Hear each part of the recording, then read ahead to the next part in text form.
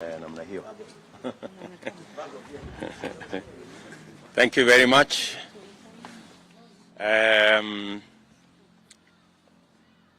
Thank you very much, everybody. We want to, this morning, we are yet having another function to consolidate the Hustler Nation preparedness for the August 9, 2022 elections.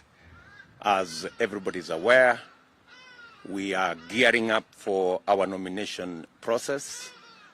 The National Election Board is seized with this matter. There are preparations underway to carry out nominations across the country, as has been announced by the UDA National Elections Board. The nominations will be on the 14th of April. And I want to take this opportunity to wish all the candidates well, and may the best man or woman win. This morning, we have our members led by our governor for Kirinyaga, Governor Anne Waiguru. We have the members who are running for the Senate seat and for the Kirinyaga Central seat here. Party processes have been deployed, and they have agreed voluntarily to enter into consensus so that we can build a much more strong UDA in Kirinyaga. And this morning, I am pleased to announce that the two candidates who are running for senator, Mr. Murango, or Honorable Murango, and Mushiri Njeru, we've had consultations with them as a party, and graciously, Mushiri Munene, sorry, I mixed up the names. The two gentlemen who are running for the Senate seat, Honorable Murango and Honorable Munene Njiru, have agreed through the party processes. Munene Njiru will now support the candidature of Honorable Murango. This is out of the consideration that both Munene Njeru and Governor Waiguru come from the same village, and in terms of balancing the county, they have taken that into consideration, and Munene Njeru has graciously accepted to delay his candidature to a future date and support the party and Honorable Murango. And I have also undertaken that I am going to put him in our presidential campaign team to work for the party. He has been working for the party for the last almost 2 years. He has made a huge contribution to UDA, not just in Kirinyaga, but nationally. He's been a member of our various teams. And I want to thank Mushiri Njeru for making Munene Njeru for making the consideration to support Honorable Murango, and to also cede ground for Governor Waiguru to run for governor, so that we can balance the county in terms of the county seats.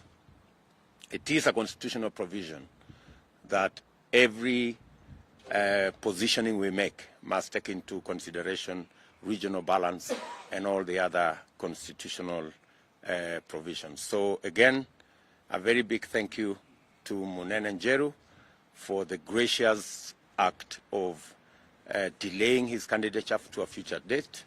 I am confident that Munene Njeru has great potential going into the future, and I will be very happy to work with him in the presidential campaign going to August.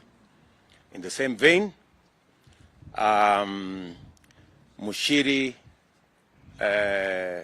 Njeru has also agreed under the same arrangement to support the Honorable Gitari for the Kirinyaga Central seat. The Honorable Mushiri Njeru is a fine young man. He's been part of our party activities the last 2.5 years. He has provided immense contribution to the popularity of our party in Kirinyaga and nationally. A young man who has been part of our youth team, and he has graciously again accepted to delay his candidature to a future date. He will participate in the other party activities going into August. Again, I want to thank him for the consideration he has made so that we can build a team in Kirinyaga that will work on the win for our party in Kirinyaga in the August 9th general election.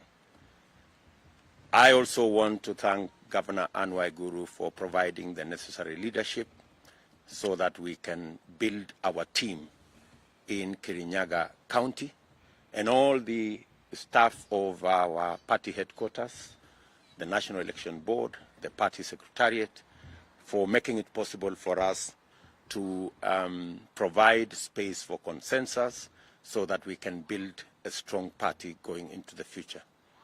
Again, let me conclude by saying that the party is ready, both for the nominations on the 14th of April, which is just 13 days from today. The party is also gearing itself, and we are getting ready for the general elections on the 9th of August with all our partners in the Kenya Kwanza team. Yesterday, there was an incident in Uasin Gishu County where the party leader of our opposing party some violence was actually meted on the Honorable Raila Odinga. Let me state categorically that the United Democratic Alliance and all our Kenya Kwanza partners are believers in a peaceful, progressive Kenya. We are committed to a peaceful nomination exercise and a peaceful election in August 9, 2022.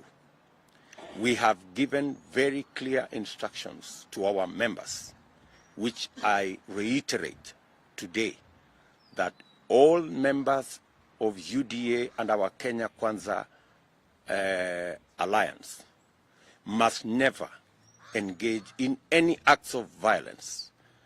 Violence is retrogressive, primitive, and as I said, tears down our democracy. I have instructed the party to work with the police so that we can get to the root of what happened yesterday in Eldoret, and if any of our party candidates were involved, we are going to take disciplinary action against any candidate who may have been involved in the violence that was meted out against the Honorable Raila Odinga. We are firm believers in a democratic society where every Kenyan politician, leader, or candidate must be given the space and the opportunity to sell their ideas. Our contest is about ideas that will move Kenya into the future, and every candidate must be given that opportunity. Our competitors must be given that opportunity the same way we want to have that opportunity. And therefore, I have issued instructions to the party that if any of our candidates was involved in that exercise, we did take the position that any candidate who engages themselves in violence, and especially violence against women, will be disqualified. So I want to reiterate again to all our members across the country, all our candidates across the country, that violence is a no-go zone, that violence cannot be part of the modus operandi of the UDA or our Kenya Kwanza coalition partners. We are firm in this belief because we believe that if the next elections is canvassed around ideas, around an agenda for our country, and around clarity of vision for our country, all of us as Kenyans will be the better as a people, as a nation, and as a country. So thank you very much. Let me take this opportunity to ask the two gentlemen. Njiru, say something. It has been a tremendous privilege to have traversed the entirety of Kirinyaga County, all five sub-counties, all 20 wards, seeking support for my senatorial bid. I have a great vision for my county. I believe that we can do so much more, and I believe that the Hustler Nation narrative is the transformative economic agenda this country so desperately needs. I will continue my commitment to my party leader, His Excellency Dr. William Ruto, the incoming 5th president of this country. I will continue my commitment to Her Excellency, my governor, and Mobi Waiguru. I believe this is a winning team. This is a team that can serve Kenya diligently and transform this nation from where we are today. My heart goes out to my fellow youth. As a 30-year-old young man myself, I believe that the youth need to be stakeholders in the leadership of this nation. We cannot sit idly by and continue to watch as unemployment soars, as the leadership of this nation continues to disappoint and not come up with solutions. We want to focus on the bottom of the pyramid in this nation. Tutafute kazi ya vijana, not kazi ya wazee. That is very much what we believe. And I will, until the August 9th and beyond, work tirelessly for the United Democratic Alliance, the incoming government of the Republic of Kenya. I thank you, Your Excellency, Dr. William Ruto. Thank you, Munene. Bashiri? Yes, okay. Mine first is to affirm my commitment to the party, and is to assure that we are going to push this Hustler Nation until it reaches every corner of this country, and make sure that the UDA will be the party which will be forming the government. And from Kirinyaga, from Kirinyaga we'll be going to Kirinyaga again, and we are going to push the message and make sure the deputy president will become the 5th, and our governor, our able governor, she'll be able to retain the seat. Anyway, I don't have much to say. Thank you. Thank you. Thank you, Mushiri. Anybody else want to say something? No. Okay. Let me just say one more thing.